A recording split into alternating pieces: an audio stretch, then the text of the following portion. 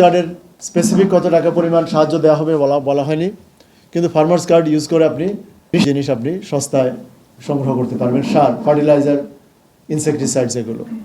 কার্ডের বিবরণ এখনও পুরোপুরি পাওয়া যায়নি, তবে বিএনপি বলেছে যে কমপক্ষে 1 লক্ষ স্বাস্থ্যকর্মী তারা নিয়োগ দেবেন এবং বেকারত্বের ব্যাপারে বলেছেন যে আগামী 18 মাসে 1 কোটি নতুন কর্মসংস্থানের ব্যবস্থা করা হবে। এর বাইরে 20,000 কিলোমিটার খাল খনন এবং 50 কোটি বৃক্ষরোপণের কর্মসূচি বিএনপি মোটামুটি মোটা দাগে নিয়েছে। আর সম্প্রতি বলতে শুনেছি ওনাদের যে পদ্মা ব্যারেজ শুরু করবেন এবং তিস্তা প্রজেক্টের কাজ শুরু করবেন। এর বাইরে গতকাল ব্লু ইকোনমি নিয়ে একটা কথা বলেছেন, বাট এর বাইরে খুব একটা কিছু বলেননি ওনারা। তবে আমরা সবাই জানি যে বিএনপি প্রায় 2 বছর আগে যে 31 দফা ঘোষণা করেছেন, সেই 31 দফার মধ্যে রাষ্ট্র সংস্কারের অনেকগুলো রূপকল্প আছে, অনেকগুলো পরিকল্পনা সেখানে আছে। এই পলিসিগুলোর যদি আপনি সামান্য ইভ্যালুয়েট করেন তাহলে আপনি দেখতে পাবেন যে পলিসিগুলো মোটামুটি মোটা দাগে সেগুলো হচ্ছে সাবসিডি বেসড, মানে ভর্তুকি। যেখানে ভর্তুকি জামাতের পলিসিগুলোতে একটু পরে দেখবেন যে জামাতের পলিসি নীতিগতভাবে ভর্তুকি বিরোধী। তারা বলছেন যে ভর্তুকি দেওয়ার মাধ্যমে কারো সমস্যার সমাধান করা যায় না, এবং সমস্যা যদি সমাধান করাও যায় সেটি অত্যন্ত সাময়িক, অত্যন্ত মানে টেকসই কোনো ডিউরেবল সলিউশন আপনি ভর্তুকির মাধ্যমে দিতে পারবেন। যেমন পরীক্ষায় নকল সাপ্লাই, বিএনপির অনেকগুলো কর্মসূচির সাথে ধরুন আপনার ছোট বোন বা আপনার পুত্র কন্যাকে আপনি সন্তানকে অঙ্ক করাচ্ছেন, অঙ্ক পড়াতে বসে সে যেখানে আটকাচ্ছে আপনি তার অঙ্কটা সলভ করে দিচ্ছেন, সে আবার আরেকটা অঙ্ক পরবর্তী অঙ্কে নিয়ে আবারও বিপদে পড়ছে, আপনি আবার বলছেন আসো আমি সলভ করে দিই। তাহলে এই যে সলিউশন, মানে নীলক্ষেতের সলিউশন বিক্রির মতো করে যদি আপনি শিক্ষিত স্মার্ট ছাত্রছাত্রী বা সন্তান বড় করতে পারবেন মনে করেন, তাহলে বিএনপির পলিসি সাময়িকভাবে হয়তো কাজে দেবে বলে মনে হয়। এবং এই সাময়িক জিনিসই আমাদের হিউম্যান নেচার, আমরা কিন্তু এমনভাবে তৈরি যে সাধারণত আমরা বলি যে cash in the hand strategy, মানে আমরা দীর্ঘমেয়াদে বা যেটা পরে পাওয়া যাবে তার চেয়ে আমরা নগদ প্রাপ্তিকে বেশি মূল্যায়ন করি। এটা আপনারা জানেন যে সাইকোলজিতে মার্শমেলো টেস্ট বলে একটা জিনিস আছে, যে ছোট বাচ্চাদেরকে একটা মার্শমেলো দেওয়া হয় যে যদি এখন খেতে চাও তাহলে একটা পাবে, আর যদি ক্লাসের পরে খাওয়ার জন্য অপেক্ষা করো তাহলে 2টো মার্শমেলো মানে 2টো টফি তুমি পাবে।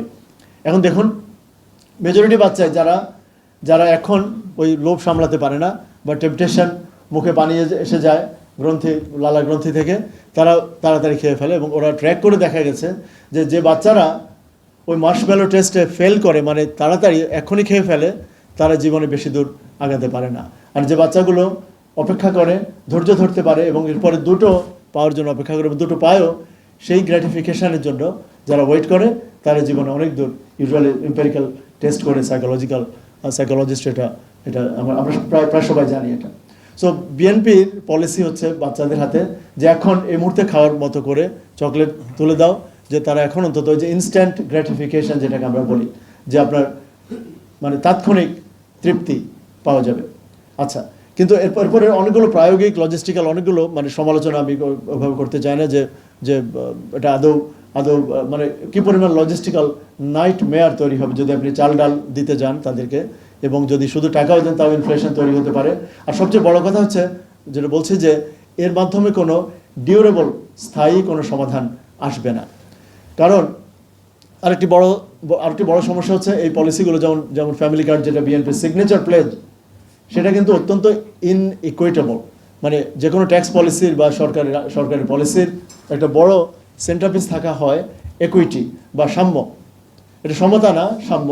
এখন একুইটি, আপনি বড় লোককেও একটা কার্ড দিচ্ছেন যিনি কোটিপতি, যে 34 লক্ষ মানুষ ট্যাক্স রিটার্ন জমা দিচ্ছেন, তার মধ্যে লক্ষ লক্ষ মানুষ বাংলাদেশে লার্জ ট্যাক্স পেয়ার ইউনিটস আছে, যারা হাজার হাজার কোটি টাকা বৈধভাবেই আয় করছেন, আয় দেখাচ্ছেন, ওনাদের কাছেও কিন্তু একটি কার্ড যাবে 2,500 টাকার। এবং অনেকে বলছেন যে তারা সেটা ব্যবহার করবে না, কিন্তু আমি মনে করি যে হিউম্যান নেচার যা, তাতে তারা অবশ্যই নেবেন, নিয়ে হয়তো তার ড্রাইভার, দারোয়ান, কর্মচারী, বাসার কাজের লোক তাদেরকে দিয়ে দেবেন। সো এর মাধ্যমে আমি মনে করি প্রচুর রাষ্ট্রীয় কোটি কোটি টাকা অপচয়ের একটা ব্যবস্থা তৈরি হবে। এনিওয়ে, আমরা এর পাশাপাশি একটা কথা বলি, শুধু শেষ করব, যে মানুষের প্রয়োজন তার মানে কর্মক্ষমতা বৃদ্ধি, তার শিক্ষা, স্বাস্থ্য। আমরা জানি যে মৌলিক নিডগুলোর মধ্যে মানে ভাত কাপড়ের নিড, এটা শুধুমাত্র প্রাথমিক একটা নিড, এবং তার মধ্যেও 2,500 টাকায় আপনি ভাত পেলে কাপড় পাবেন না, কাপড় পেলে ওষুধ পাবেন না, ওষুধ পেলে চিকিৎসা শিক্ষা কোনোটাই পাবেন না। সো এটা কোনো মানে স্থায়ী সমাধান না, কারণ আমাদের দেশে যেটা দরকার সেটা হচ্ছে দুর্নীতির বিরুদ্ধে। কারণ বাংলাদেশের 1 নম্বর সমস্যা কিন্তু যে মানুষ চাল ডাল পাচ্ছে না তা না, এটা একটি সমস্যা, কিন্তু এটা 1 নম্বর সমস্যা না। এটা হচ্ছে অনেকগুলো সমস্যার একটা ফলাফল, একটা result, consequence of endemic corruption. কারণ আপনি যদি দেখেন যে 8 লক্ষ কোটি টাকা যে ঋণ খেলাপির কথা বললাম, তার মধ্যে একজন ব্যক্তি, শুধু একটা শিল্প গ্রুপ, তাদের কাছেই 1,60,000 কোটি টাকা থেকে 2,20,000 কোটি টাকা ঋণ খেলাপি হয়েছে। আরেকটি গ্রুপ, যিনি প্রাক্তন প্রধানমন্ত্রীর বিনিয়োগ বিষয়ক উপদেষ্টা ছিলেন, তার বেক্সিমকো গ্রুপ নিয়েছে 70,000 কোটি টাকা। এর বাইরে আপনারা জানেন যে এক্সিম ব্যাংকের যিনি মাননীয় চেয়ারম্যান বা অনেকগুলো অ্যাসোসিয়েশন অফ ব্যাংকসের চেয়ারম্যান ছিলেন, নজরুল ইসলাম মজুমদার সাহেব, ওনাদের কাছে 30-35,000 কোটি টাকা। তালিকা just goes on and on. So total এই যে 8 লক্ষ কোটি টাকার মধ্যে 3-4 জনের কাছে 2 থেকে 2.5 লক্ষ কোটি টাকা আটকা পড়ে আছে। সো এগুলো উদ্ধারের যদি কোনো ব্যবস্থা না করে বাড়িতে চাল ডাল পাঠিয়ে মানুষের সমাধান করা যাবে বলে আমরা মনে করি না, এবং আমি মনে করি জনগণের এটা বিচার করার প্রয়োজন আছে। যাই হোক, এখন আসলে অন দ্য আদার হ্যান্ড জামাতের পলিসি সোফার অত্যন্ত ডিটেইল, এবং আমি নিজেও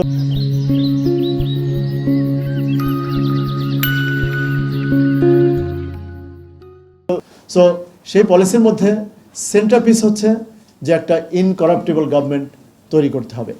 এখানে জিরো করাপশন হবে না, এটা আমরা এটা হবে অবাস্তব কল্পনা, কিন্তু জিরো টলারেন্স জামাত ঘোষণা করেছে যে জিরো টলারেন্স টু করাপশন, দুর্নীতির প্রতি জিরো টলারেন্স। আমরা দুর্নীতি নিজেরা করব না এবং দুর্নীতি সহ্য করব না।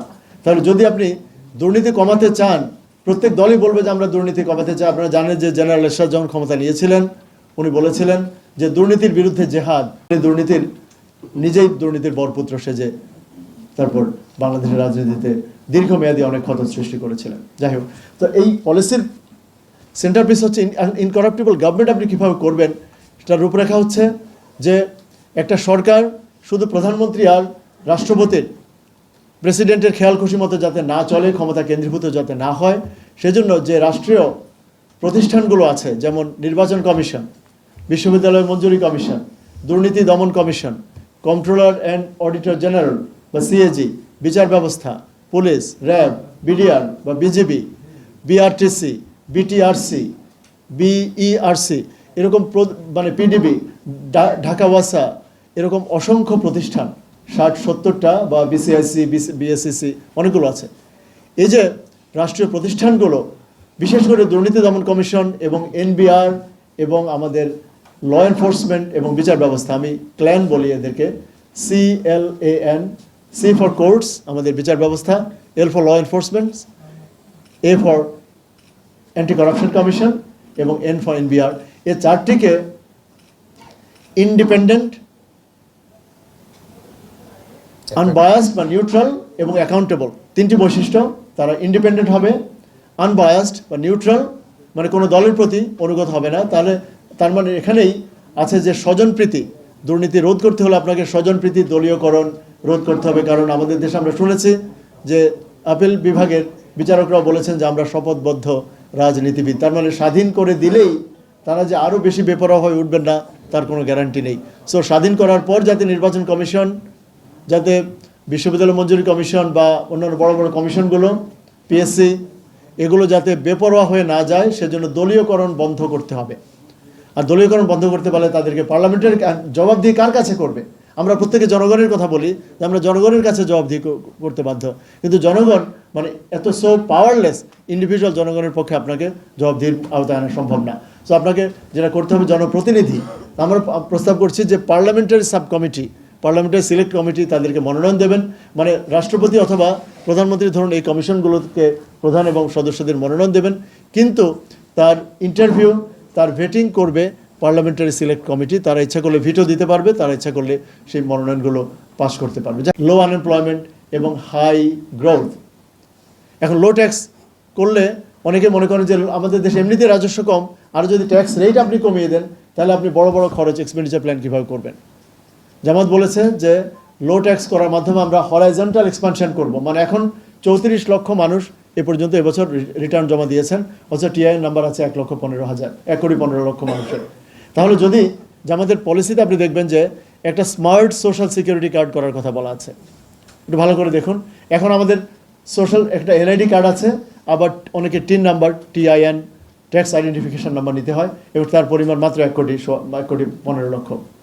যদি আমরা রাতারাতি যদি সবগুলো এনআইডি কার্ডকে, নাগরিকের এনআইডি কার্ড, এটাকে যদি আমরা টিন নাম্বারে কনভার্ট করে অথবা তার সাথে টিনকে মার্জ করে তার সমস্ত সোশ্যাল সিকিউরিটি এন্টাইটেলমেন্টস, তার যে বয়স্ক ভাতা, বিধবা ভাতা বা শিক্ষা ভাতা, যত ভাতা চালু আছে, সব সোশ্যাল সেফটি নেটগুলো একসাথ করে একটি কার্ড, প্রত্যেক নাগরিকের একটি কার্ড থাকবে, প্রতিটি ব্যবসা প্রতিষ্ঠানের ওই একটাই কার্ড, যেটা আমেরিকাতে আমরা সোশ্যাল সিকিউরিটি কার্ড বলি বা সোশ্যাল সিকিউরিটি নাম্বার, নিউজিল্যান্ডে শুনেছি, জানতাম আইআরডি নাম্বার, সুইডেনে পার্সন নাম্বার। এভাবে সিঙ্গেল কার্ড দিয়ে তাকে ট্র্যাক করা যায়, তার ক্রেডিট, তার সিআইবি, তার সব কিছু আপনি সেখান থেকে জানতে পারবেন।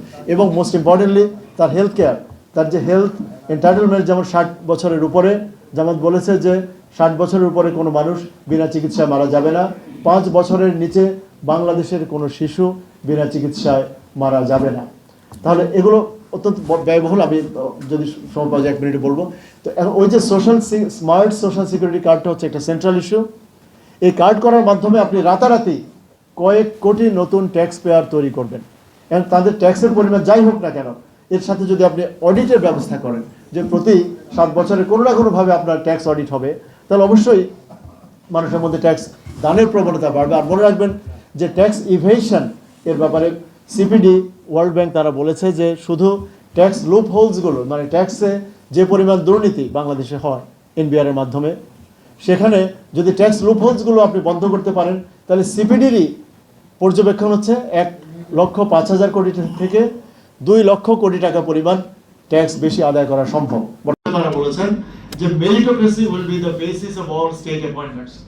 প্রাথমিক শিক্ষক থেকে শুরু করে সিএজি, প্রধান নির্বাচন কমিশনার, পিএসসি চেয়ারম্যান, এই সমস্ত নিয়ম হবে বেসড অন মেরিটোক্রেসি, মানে মেধাতন্ত্র। তাহলে মেধাবী যারা যোগ্য, যারা দক্ষ, তারা এর সম্পর্কে নিয়োগ পাবেন। এবং গ্র্যাজুয়ালি যদি আপনি স্কুল থেকে কলেজে, পুলিশ কনস্টেবল, থানার ওসি, থানার প্রতিটা কর্মচারী, মানে আপনি যে কাজই করুন না কেন, আপনি একজন শিক্ষিত পুলিশ পাবেন।